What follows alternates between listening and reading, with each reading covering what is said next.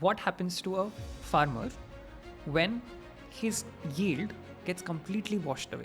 A flood is there in the second month of a crop, and I have spent around 5,000 rupees per acre on my crop. So one definition says that my loss is 5,000 rupees. But farming is my livelihood, and I expected that down the line, after 4 months, that crop was going to give me 20,000 rupees per acre. Absolutely. So when we talk about insurance or something else, then they don't meet your entire losses. A couple of months back, India was going through a storm internationally because US wanted to enter India in terms of having access to what we are producing. अगर ऐसा होता है that US gets an entry, what is going to happen? They achieve huge economies of scale, and that can create possibilities of dumping of that produce. Once you start dumping, many of the farmers probably may go out of farming, and that may be disturbing.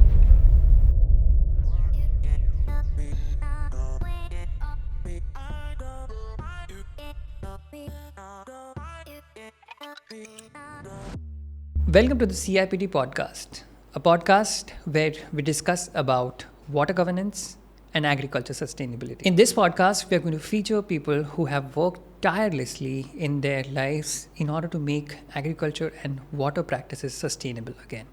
Centers for International Projects Trust was established 17 years ago by the Columbia Water Center of Columbia University. And since then, it has been working at the intersection of research, development, and grassroots implementation. Over the years, it has impacted the lives of thousands of farmers by providing them the right information and connecting them with experts. It is now focusing on improving water use efficiency, sustainable water savings, farmer well-being by improving income, and building a water-efficient agriculture model across Punjab. This podcast is an attempt to ask important questions and find some answers. In today's episode, we have a senior academician and an agriculture economist. Dr. Kamal Vatta is the head of AMIRIC and a professor at Punjab Agricultural University. He's also a visiting faculty of many universities in Japan. He has written over 100 research papers in his career. He has also been an adjunct professor at the Columbia University, US. In today's episode, we will deep dive into his journey, talk about the human crisis of groundwater in Punjab, and try and understand the agribusiness market. Dr. Vatta, thank you very much for joining us today for the CIPD podcast. Interestingly, you have been part of CIPD for the longest time. You have been seeing agriculture markets evolve, right? We have all known about the APMC mandis. We have all seen how farmers take their produce there and for the longest time have gotten the share that they deserve. For our audience today, let's break down as to what these APMC mandi systems did in terms of farming in general, how it helped, how it did not help, and what is happening in terms of digitizing them to make it more accessible for people. So for example, the eNAM platform is there and such other platforms would be there. You'd be able to, better tell me. These APMCs were very important because of, if you see our transformation in agriculture, we aimed at achieving food security at the national level and feeding a huge population.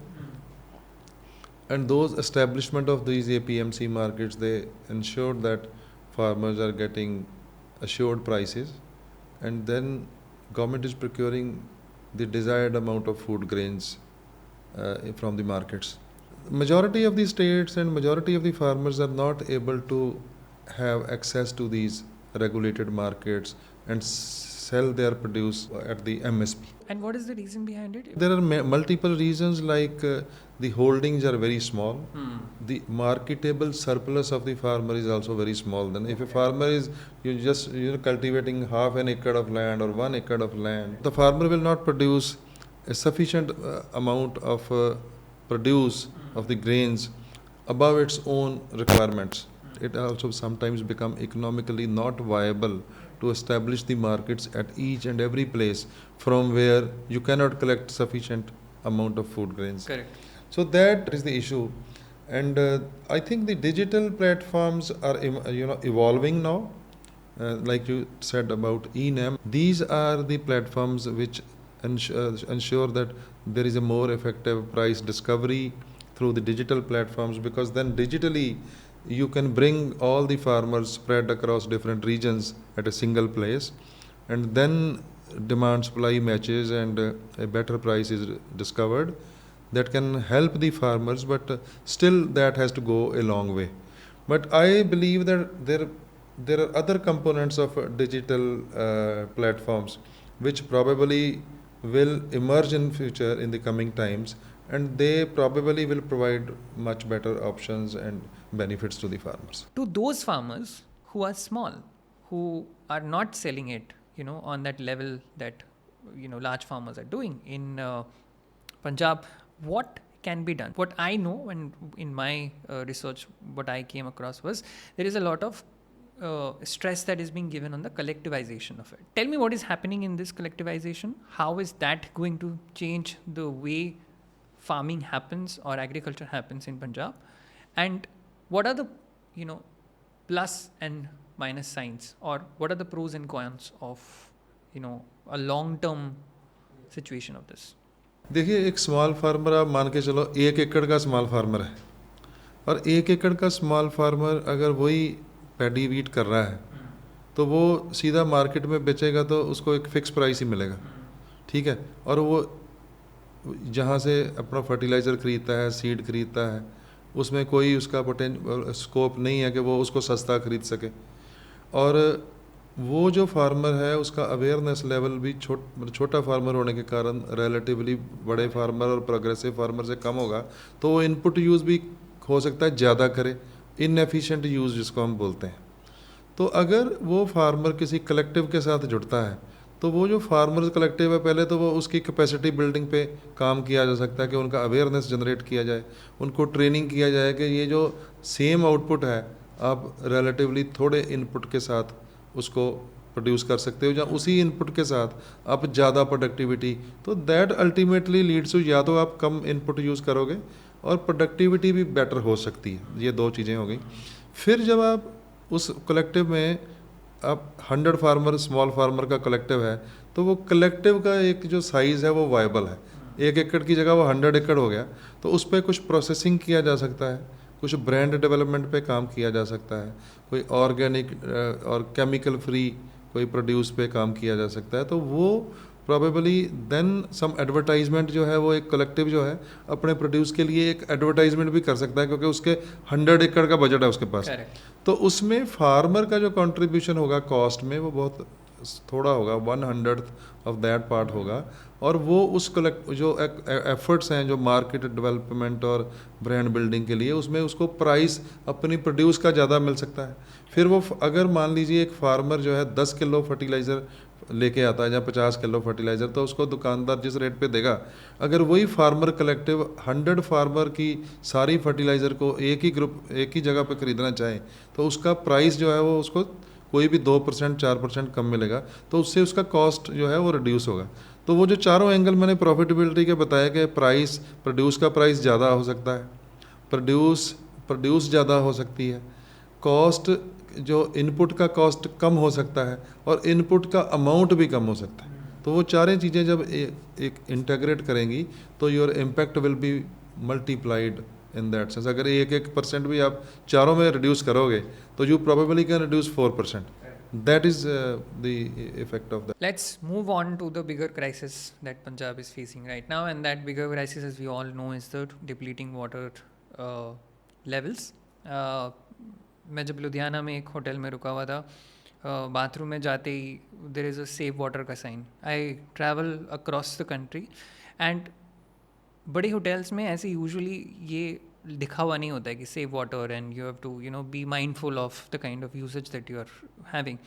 Ludhiana comes under the area in Punjab which has probably seen severe shortage in groundwater as well, and probably that's what made them put that sticker in the bathroom saying that pani bachaiye.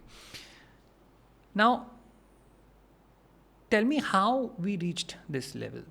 Were we not aware that groundwater is depleting, or did we not pay enough attention कि अच्छा ठीक है एक time ऐसा आएगा कि हमें शायद पानी नहीं मिलेगा, सिर्फ हमारे पीने के लिए भी पानी नहीं मिलेगा, खेती तो दूर की बात है। देखिए उसमें वही जो ग्रीन रेवोल्यूशन की स्टोरी है वही है कि जब आप कोई दौड़ना शुरू करते हो तो sometimes you don't stop at the completion point and you go beyond that point. So जब 60s में 70s में अर्ली 70s में ग्रीन रेवोल्यूशन हुआ तो उस वक्त अवेलेबिलिटी ऑफ वाटर जो ग्राउंड वाटर और total water for agriculture that was good enough और if you see at that point of time जो आपका कल्टीवेटेड एरिया था उस वक्त जैसे 1970 में 1970-71 में जो राइस के अंडर एरिया था वो 3 लाख हेक्टेयर था। आज की डेट में राइस का एरिया जो है वो 3.2 मिलियन हेक्टेयर है और 10 टाइम्स ज़्यादा है। ठीक है, वीट ठीक है, वीट तो हमारा नेचुरल प्रोडक्ट क्रॉप था और वीट में तो 3 से 4 इरिगेशन जो होते हैं वो तो उसका, लेकिन rice was a crop which needed much more water. तो अगर आप 1960s 70s ग्रीन रेवोल्यूशन से लेके मिड 80s तक देखो एंड 80s तक देख लो तो यू विल फाइंड कि जो demand for actual water use था इन एग्रीकल्चर और सप्लाई वो ऑलमोस्ट ओके, मतलब कि उसमें कोई गैप नहीं था। लेकिन it was the early 90s और लेटर जब ये पैडी और बढ़ता गया, राइस का एरिया बढ़ता गया और इंटेंसिव एग्रीकल्चरल प्रैक्टिसेस जो थी जहाँ पे हमें रुक के सोचने की ज़रूरत थी कि यहाँ से आगे नया रास्ता ढूंढना है सस्टेनेबिलिटी का, वो शायद हमने उस तरीके से उसको देखा नहीं। लेकिन उसकी इकोनॉमिक्स पैडी वीट सिस्टम का जो प्रॉफिटेबिलिटी और इकोनॉमिक्स था वो इतना अट्रैक्टिव था कि कोई और क्रॉप को फार्मर रिप्लेस ही नहीं करना चाहता था। तो वो तो जो वाटर की प्रॉब्लम है वो वहाँ से शुरू हुई और फार्मर्स ने लगातार, क्योंकि गवर्नमेंट का इंसेंटिव सिस्टम, सब्सिडीज़ और procurement system at national level, even during the late 80s और early 90s the preference was for national food security and they wanted to procure the grains and fill their national food pool. So all these things actually were merging towards more and more area under paddy everywhere in India, also in Punjab, and then वो demand बढ़ता गया, gap बढ़ता गया and हमारा जो water ground water पे dependence बढ़ती गई, कनाल वाटर की जगह जो ग्राउंड वाटर का शेयर था वो भी बढ़ा और उससे जो उसका एक्सप्लॉयटेशन शुरू हुआ उससे ग्राउंड वाटर डिप्लीशन जो है वो बढ़ गया है। तो उसमें अगर आज की डेट में आप देखोगे तो अर्बेनाइजेशन भी बढ़ रहा है, बहुत फास्ट स्पीड से बढ़ रहा है। उसमें इंडस्ट्रियलाइजेशन भी है, हर स्टेट जो है और नेशनल लेवल पे हमारा इंडस्ट्रियलाइजेशन का भी है, एनर्जी जनरेशन भी है। तो all these avenues they demand more and more water energy Nexis पे हमने एक रिपोर्ट किया था CIPT में, वो मेरी एक स्टूडेंट अभी भी उस पर एक रिसर्च कर रही है। तो व्हाट वी फाइंड इज़ के सारे ही सेक्टर जो हैं इनकी वाटर डिमांड ओवर टाइम बढ़ती जा रही है और दूसरे सेक्टर्स में वो डिमांड जो है वो ज़्यादा बढ़ रही है, लेकिन agriculture is a major water consumer. तो ये ultimately it will create conflicts between different sectors as well, between agriculture and industry and urbanization, and that will create more challenges for agriculture in future also. आपके time पे आपने mention किया CIPT, उस time पे आप लोग एक tensiometer पे काम कर रहे थे, if I am not wrong. What did that tensiometer achieve for you guys? और वो शायद अभी वो IoT सेंसर्स में कन्वर्ट हो चुकी है। कितनी हेल्प हुई उससे समझने में कि हम कितना ज़्यादा पानी यूज़ कर रहे हैं जितना हमें यूज़ नहीं करना चाहिए प्रॉब्ली? देखिए, जो भी इंटरवेंशंस एग्रीकल्चर में वाटर सेविंग इंटरवेंशंस हैं उनका एक रेंज है, मतलब वी कैन से कि सेफली 15 to 25% वाटर सेविंग है। This is a big amount of water which can be saved. There are many studies on that. और जो वो शुरू में जो टेंशियोमीटर का था उसमें जो डिजिटल सेंसर्स का ये था कि digital sensors are much more easier to use and they can be integrated with advisories and real time data. तो ये जो interventions हैं, जो DSR है, short duration varieties हैं, sensors हैं, alternate wetting and drying है, तो sensors भी वो alternate wetting and drying he actually promote करते हैं। तो all these basically all these interventions they can save a significant amount of water. तो ये एक नेसेसिटी है अगर हमें पैडी वीट सिस्टम के साथ कंटिन्यू करना है तो, क्योंकि क्रॉप डाइवर्सिफिकेशन भी ओवर द टाइम कोई उसके रिजल्ट्स इतने अच्छे नहीं आए जितना हम एक्सपेक्ट करते हैं कि that much area like 1.2 million hectare और more than 1 million hectare area should go away from paddy. वो उतना 1985 से जो जब भी डाइवर्सिफिकेशन की बात हुई जो हमने टारगेट किए उसका बहुत थोड़ा ही, कोई ज़्यादा अचीव नहीं हुआ, उसके अच्छे रिजल्ट नहीं थे। तो अभी कहीं ना कहीं ये भी सोचा जाता है कि अगर इस सिस्टम को भी सस्टेन करना है राइस वीट को भी, तो we will have to go for efficient water use in agriculture. And आप बता रहे थे अभी एक हम बात कर रहे थे about the crop diversification and you know even though the government has given MSPs to 21 या 23 crops, 24 crops, the sizable and the remarkable chunk of production that is still happening in the 3 crops, which is rice, wheat and sugarcane. तो हम उस cycle से बाहर क्यों नहीं निकल पा रहे? Why are we not being able to incentivize in such a way even through MSPs? और अगर मैं बात करूँ मेरी खुद की, तो मैंने जब पढ़ाई की, a lot of these other crops that are there, उनकी MSP prices बहुत ज़्यादा हैं in comparison to rice and wheat, in some of them I'm saying. तो वो चेंज क्यों नहीं हो पा रहा है? देखिए एक चीज़ ये है कि जो आप MSP हायर की बात कर रहे हो, देखिए अकेला प्राइस हायर होने से प्रॉफिटेबिलिटी हायर नहीं हो सकती, मैंने आपको पहले भी बोला है। You have to produce more as well. तो क्या आपका प्रोडक्टिविटी भी हाई है कि नहीं है? And then you have to compare all that with the other crop which you are already growing. Like आप वट एवर MSP मेज का करोगे, वट एवर MSP आप कॉटन का करोगे, जो भी प्राइस है, या अदर क्रॉप्स हैं, तो आपको कंपेयर तो फिर अल्टीमेटली उसको पैडी के साथ ही करना है। अगर पैडी का प्रॉफिटेबिलिटी ज़्यादा है तो दूसरी क्रॉप का MSP होने के बावजूद भी फार्मर उसको प्रेफर नहीं करेगा। सो अकेले MSP से हम वो चेंज का नहीं है, लेकिन government is now raising the MSP a lot for other crops also to make them much more attractive. I think धीरे धीरे प्रोडक्टिविटी पे भी काम हो रहा है कि उनकी प्रोडक्टिविटी को भी बढ़ाया जाए, क्योंकि A into B is AB. सो अगर A भी बढ़ रहा है और B भी बढ़ेगा और प्रोडक्टिविटी भी बढ़ेगी तो वो इम्पेक्ट ज़्यादा होगा। तो I think productivity is the real growth. अब अगर आप ग्रोथ की बात करते हो तो price growth is nominal growth, तो आपको प्राइस के साथ साथ लॉन्ग टर्म जो ग्रोथ की आप बात करोगे तो आपको प्रोडक्टिविटी एनहांसमेंट पे भी काम करना पड़ेगा। तो अगर आप किसी क्रॉप को मोर अट्रैक्टिव बनाना चाहते हो तो हमें उसकी productivity and then good prices, इन दोनों को कंबाइन करके उसको सबसे ज़्यादा अट्रैक्टिव उस एरिया में बनाना पड़ेगा। उस पर चीज़ें हो रही हैं और धीरे धीरे उसका रिजल्ट भी हो सकता है। And I know this again goes into economics, which is your space. And before I come back to groundwater, which we were discussing, I want to just quickly ask you this question. A couple of months back, India was going through a storm internationally because, US wanted to enter India in terms of having access to what we are producing. अगर ऐसा होता है that US gets an entry and they get our agriculture yields, what is going to happen? Is this going to be a viable thing for India, in your opinion?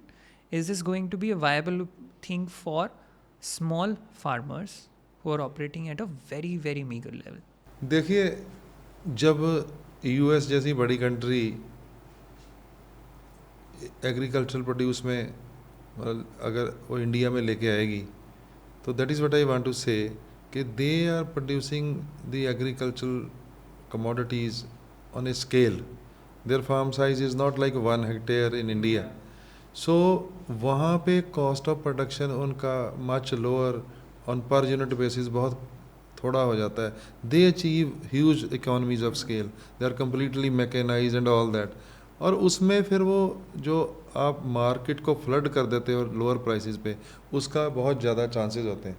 So that is very likely to hit these small farmers, because small farmers में आप अगर cost of cultivation को भी check करो तो cost of cultivation का data तो online easily available है throughout India different crops का, तो उसमें जो cost of production है even state में, हर state में cost of production vary करती है. अगर आप मेज़ की प्रोडक्शन की बात करोगे तो पंजाब का पर यूनिट, पर एकड़, पर quintal cost of cultivation production जो है वो डिफरेंट है rather than in UP and Bihar. And this happens because of multitude of ये like power क्या है Many situation things, या मैंने उसके प्रोडक्टिविटी उस स्टेट में, क्योंकि ये एग्रीकल्चर तो नेचुरल सिस्टम है, तो उसमें यहाँ पे अगर वेदर अलग है तो उसका क्वालिटी भी अलग होगा, उसका प्रोडक्टिविटी भी अलग होगा, तो उन सारे फैक्टर्स के हिसाब से जो कॉस्ट ऑफ प्रोडक्शन वेरी करता है. तो जब ये in US system that production system is very large scale and they produce on huge scale which results into a lower cost of production, and that can create the possibilities of dumping of that produce in the. So once you start dumping, many of the farmers probably may go out of farming for that, and that may be disturbing. But in your opinion, what is the Punjab farmer doing right now in terms of utilization of water? So I have spoken to a few farmers, not a lot. Probably you, आपका 100 or 1000% भी मैंने नहीं किया होगा, मैंने कुछ ही farmers से बात की है. And what the sense that I get is they are aware of the problem. They know that the prolonged use of it might hamper their future generations as well. But their hands are tied because that's the main source of income that they have for now. तो वो अभी water practices में क्या कर रहे हैं? And I know for a fact that CIPT is also actively working on making sure that these farmers get to know about the consequences of it and how to better it as well through different programs that they are running or different services that they are coming up with. Having said that, farmer को ये कैसे समझ में आएगा कि मेरे लिए भी जो चीज़ सही है वो और लोगों के लिए भी सही हो, एंड मैं कुछ ऐसे चेंजेस, बुनियादी चेंजेस अपने स्ट्रक्चर में लेके आऊँ ताकि मेरी प्रोडक्टिविटी भी कम ना हो और लॉन्ग टर्म में मैं इस बैलेंस को भी मेंटेन कर सकूँ. वेरी पंजाब स्पेसिफिक आंसर हम लुकिंग फॉर. देखिए, अगर आप इस चीज़ को देखो तो क्या है कि ये नहीं है कि फार्मर अवेयर नहीं है. फार्मर पंजाब का अगर फार्मर अवेयर नहीं है तो कोई फार्मर भी अवेयर नहीं है. तो पंजाब फार्मर का अवेयरनेस लेवल जो है वो बहुत हाई है. वो इन चीज़ों को समझता है, बड़ा अच्छी तरीके से समझ है उसको. जो आप बात कर रहे हो कि वो उसको करता क्यों नहीं, वो कर भी रहा है आजकल. अगर आप थोड़ा सा ओवर टाइम वो सारा डेटा और वो ट्रेंड्स को चेक करो तो adoption of water saving practices जो है वो बड़ा है. आप शॉर्ट ड्यूरेशन वैरायटीज़ की बात करो तो पहले जो long duration varieties like Puasa 44 के अंडर एरिया था, अब बहुत ज़्यादा एरिया जो है वो वहाँ से शिफ्ट होकर शॉर्ट ड्यूरेशन वैरायटी पे आया है. तो शॉर्ट ड्यूरेशन वैरायटीज़ में बेसिकली द प्रोडक्शन और द यील्ड जो होती है वो जल्दी बन के तैयार होती है. हाँ, उसमें मतलब उसको मैच्योर होने में क्रॉप को थोड़े दिन लगते हैं, तो अगर वो थोड़े दिन में मैच्योर होगी तो डेफिनेटली वो उतना वाटर कम कंज्यूम करेगी. What happens to a farmer when his yield gets completely washed away? From an agriculture point of from an economist point of view, I'm saying, what is the kind of losses that particular farmer incurs? Where is the avenue for that farmer in a state like Punjab to get away from the kind of problem or the burden, the economic burden or the financial burden they're going to get into? You see, losses you can also define in different ways. Like one loss is that you lose your investments on the crop. Yeah. But then at the same time you lose the entire crop and you lose the entire money which you could have got in a normal season. For example, a flood is there in the second month of a crop, and I have spent around 5,000 rupees per acre on my crop. So one definition says that my loss is 5,000 rupees. But farming is my livelihood, and I expected that down the line, after 4 months, that crop was going to give me 20,000 rupees per acre. Absolutely. So my loss is actually 20,000 rupees because that is my livelihood, and I have to use that money to live with my family. So losses are relative in this sense, but definitely, if farmer doesn't plan for this kind of loss. So when we talk about insurance or something else, then they don't meet your entire losses. They may compensate for your loss of 5,000 rupees and not your 20,000 rupees. So I think we need mechanisms where government can compensate in terms of disaster relief. Some relief is there. Insurance parameters have to be integrated into for mitigation as well. And as I said, insurance is a mitigation, and then adaptation is there, that we build the capacity that even if these things happen, there is no loss. So that is a long-term investment strategy we need, how we achieve these kind of things. Understood. And do you think if we start thinking on the crop diversification line, these risks can be mitigated to some extent? Is that possible, or would that continue? देखो वही है कि risk क्या है, मतलब crop diversification करने से मतलब क्या हम जैसे इस बार फ्लड आया है तो उसमें क्रॉप अगर अलग अलग क्रॉप होएंगी तो उसमें क्या उसका इम्पैक्ट अलग होगा, डेफिनेटली उसका अलग अलग इम्पैक्ट भी हो सकता है. और जो डाइवर्सिफिकेशन है that is known to reduce और मिनिमाइज द रिस्क एक्चुअली. कि कई बार कोई वेदर का इशू आ जाता है तो एक क्रॉप डैमेज हो जाती है, दूसरी नहीं होती है. That's what I'm trying to सो तो लिटरेचर में तो दिस इज़ क्लियरली, ये हम लोग देखते हैं, हम पढ़ते हैं कि डाइवर्सिफिकेशन जो है वो आपका रिस्क को एड्रेस करता है, मिनिमाइज करता है. तो that is a tool. But यहाँ पे मतलब मैं जो आपको बोल रहा हूँ पंजाब में ये है कि डाइवर्सिफिकेशन जो है वो उससे आप you have a risk of reducing your total gross income as well. तो उसके कारण वो उतना अट्रैक्टिव नहीं है. ये एक चैलेंज है. नोबडी सेज कि डाइवर्सिफिकेशन इज़ बैड, लेकिन diversification is not economically feasible mean for the farmer, क्योंकि उसको उसमें लॉस है तो वो फिर वो रिस्क लेता है कि कोई नहीं, ये रिस्की भी होगा, फ्लड से जाएगा तो जाए, क्योंकि वो 10 में से एक बार के चांसेस हैं. May be it doesn't happen in all the 10 years like that. So it's like a gamble. Risk है तो you have do all these strategies. So Dr. Vatta, you are also the head of AMIRIC, and it works in the agri-market research space. So what exactly is happening in that particular space, and what do you do as the head there, if you can give us? 5 years back, we gave a proposal to the government of Punjab on behalf of PAU to establish this center in the state, because what we believed was that if we have to move away from a rice feed system to more remunerative, more profitable cropping systems, we will have to be ready with the markets. And we gave a proposal to the state, and the state funded this project at PAU. So I am the founder director and currently also heading this research center. We have basically tried to cover by now 3 important issues. One point before those issues is that the focus here is majorly the state of Punjab. And the idea is to conduct the marketing research which later on can help in promoting the area under the alternative crops, which the crops which are alternative to the paddy.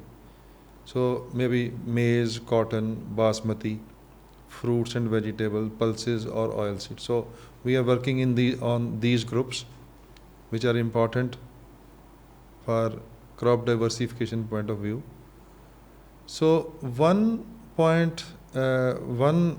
major important work we are doing is on developing the price forecasting models, so that we can forecast the prices of these crops in advance to facilitate the decisions of the farmers to grow such crops. Okay. And we are working on two categories of model. One is univariate models and one is multivariate models. Univariate models basically predict the prices by using the data on the prices of the same commodity in the past. So based on these previous time series data, we build the model and then predict the future prices. But there is only one variable, which is the price, which we use in the forecasting, and arrivals also.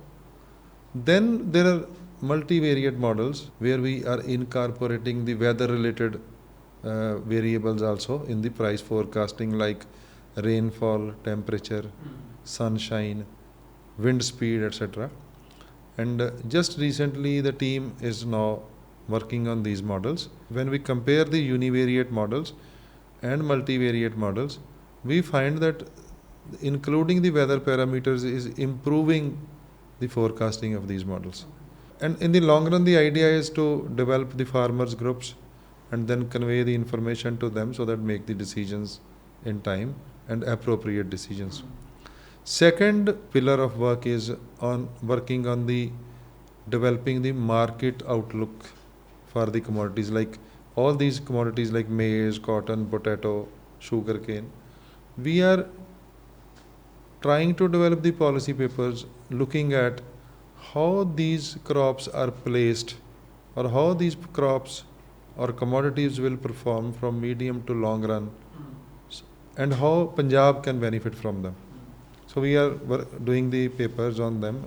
We have just recently produced a report on cotton, and we have highlighted various points from how Punjab can plan to expand cotton, looking into the long-term trends in the global and national and international market.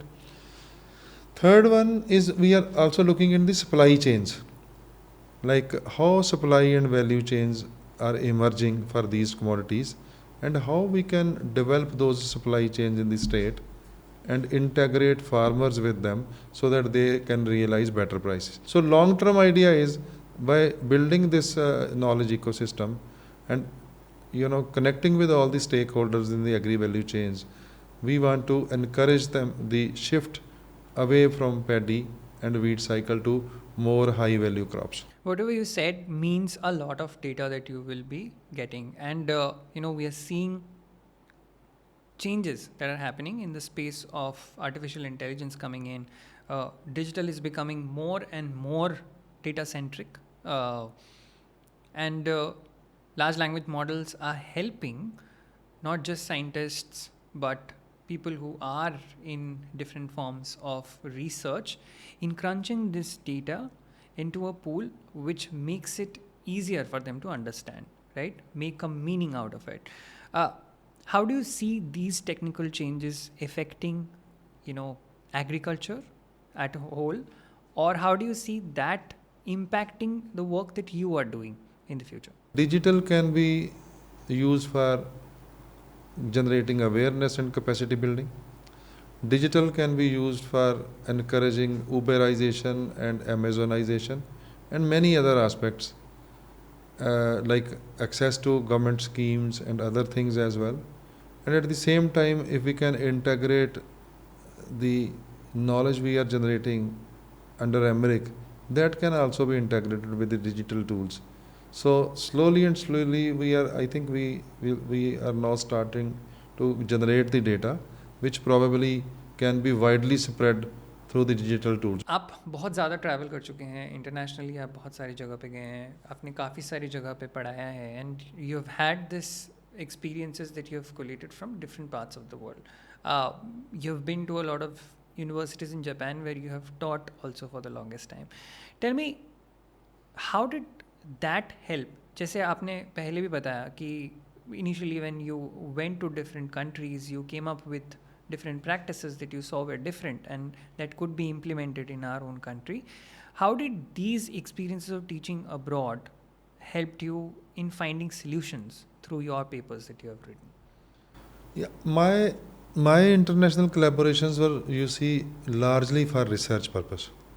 So I was lucky that I could, collaborate with very renowned partners. I worked with Columbia Water Center, which is a renowned entity at Columbia University, working for global water solutions with Professor Upmanu Lal. Then we did a very ambitious project on reviving the green revolution with the University of Cambridge, and we did some wonderful work. And I feel lucky I have been able to work with many of the Japanese scientists from Kyoto University, Kobe University, and Research Institute of Humanity and Nature. Even currently I am a fellow at Global Economy Unit of the Kobe University, and we do many studies on rural economy with the scientists in the Kobe University. There were some broad lessons that multidisciplinarity and multiculturalism is very important, and they really help in finding much better solutions rather than looking at a problem from only a single lens. So this is what I learned for like our Cambridge University of Cambridge project. We call it as Tigress project, reviving the green revolution. That was a big multidisciplinary team, and we examined the problems of the green revolution from multiple angles, and we, despite this problem of COVID during the project period, we could do wonderful work. And then again, the Research Institute of Humanity and Nature, we did the multidisciplinary work on paddy stubble management, not only from agriculture point of view, but from health and environmental point of view as well. So that strength basically helps in visualizing the problems from multiple angles, and helps me to think a little bit different from the normal course of thinking. Dr. Vatta, quickly, if you can tell me one example of a country which probably is doing agriculture the way it should be done. If we talk about water, I think we need to learn from Israel, where they are using water so judiciously and in a very highly productive manner. So when we are talking about that the water resources are depleting very fast and sustainability is under threat, I think we can see the lessons from Israel, and we can find that still there is a lot more to achieve, and the things are achievable. Dr. Vatta, over the years, Punjab has seen multiple changes, and due to these changes, production has increased. With the production increase, a lot of dangerous things have also seeped in terms of overuse of chemicals, groundwater depletion, all of which we just discussed. Tell me what is going to come in the future that's going to help mitigate these issues that has happened so far and keep Punjab in the right track, so that Punjab doesn't lose its essence as well, and the people of Punjab can do it more judiciously. Let me tell you one thing what I foresee for Punjab is that the problems Punjab is facing, they emerge from intensive agriculture.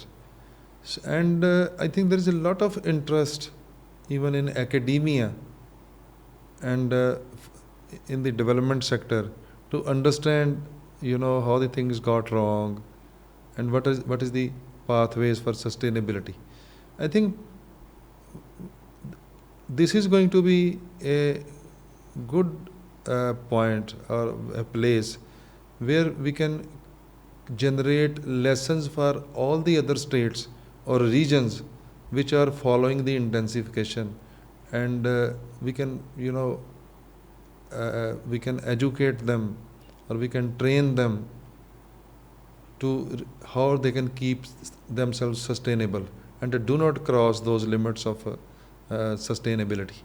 So this is something which is I think which I find for Punjab, that we can learn a number of lessons which Punjab will showcase to us, which probably will need to be followed by the other regions as well. I believe Punjab will have to and will go towards the path of precision-based high-value agriculture in future. And the ingredients like innovativeness of the farmer and risk-taking ability of the farmer, larger farm size as compared to the other regions of India, and even the income levels per farmer are higher than all these most of the other states as per the NSS survey. So all the ingredients are ready, and combining this with the innovative policy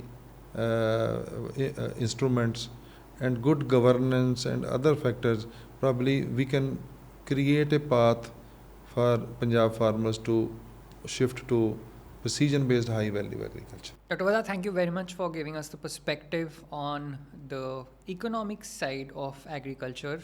We talked about water, we talked about agriculture, and we talked about the challenges that is probably plaguing the system right now, and the solutions that you provided are definitely going to be helpful in people looking for answers in this field.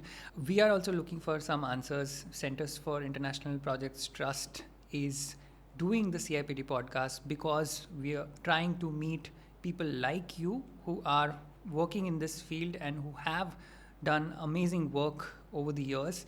And I hope that with these inputs, there'll be some dent that we can make on this. Thank you very much for giving us your time, and it was really valuable.